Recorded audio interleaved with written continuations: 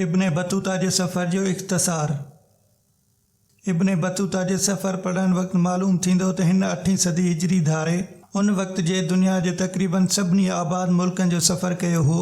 हिकु तरह सां ॾिठो वञे त उन वक़्तु रुगो हिन हिकु ई शख़्स अहिड़ो सफ़र कीन कयो हो, बल्कि हिन वांगुरु ॿिया बि केतिरा ई सयाह हुआ, पर ॿियनि सियाहनि जी घणी ख़बर कान थी पइजी सघे, छो त हिननि इब्न बतूता वांगुरु को बि किताब कोन लिखियो हो। 12 सालनि जी उमिरि में इब्न बतूता सफ़र ते निकितो हो, जंहिंजी शुरूआति हिन हीअं कई जो हू पंहिंजे मुल्क तंजीर मां हज करण जे इरादे सां रवानो थियो हो ऐं अफ्रीका जे सभिनी ख़ासि शहरनि जो सैर कंदो मिस्र में पहुतो।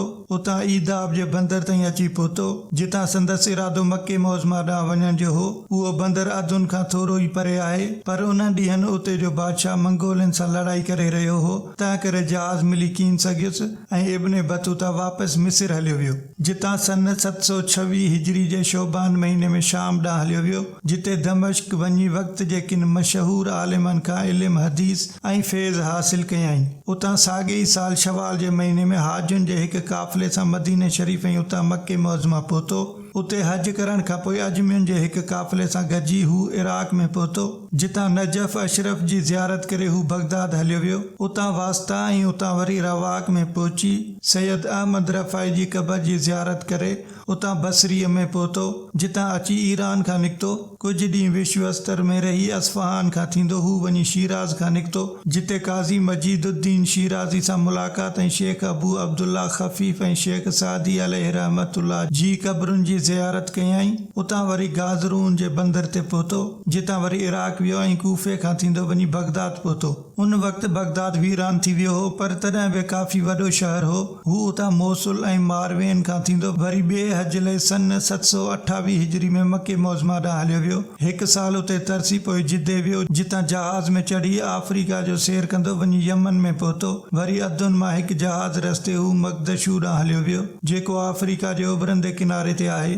उतां ज़नज़ीबार ऐं बम्बासा जे ॿेटनि मां घुमंदो जहाज़ में चढ़ी अरबुस्तान जे ॾाखणे किनारे ते हज़र मौत जे ज़फ़ार शहर पहुतो। उतां वरी अमान खां थींदो हरमोज़ जे शहर में पहुतो, जितां हू उते जे सखी बादशाह तहमतन सां मुलाक़ात करे अनातोल ॾांहुं वियो। उते हर हंधि फ़साद लॻा पिया हुआ, अञा ताज़ो ई उते उस्मानिया ख़ानदान जो बुनियाद पियो हो। उतां जे भरूसा शहर खां कारे समुंड जे किनारे वारा शहर घुमंदो वञी कबचाच खां निकितो, जितां 6 महीननि जो रस्तो लताड़े करीमिया में पहुतो, जिते उन वक़्तु सुल्तान अज़बक हिकु मुस्लमान बादशाह हुकुमरान हो। हू चंगेज़ खान जी औलाद मां हो ऐं रूस जे गच मुल्क संदसि हुकूमत में दाख़िल हो ऐं रोलगाह नदी ते सराय नाले शहर संदसि तख़्तगाह हो। उतां हू बलगाह ॾांहुं हलियो वियो। उहो रमज़ान जो महीनो हो ऐं वॾनि ॾींहं थियण जी मौसम पिणु हुई, तंहिं करे मग़रिब ऐं इशा जी निमाज़ी पढ़जी मस पूरी थींदी हुई त सुबुह थी वेंदो हो।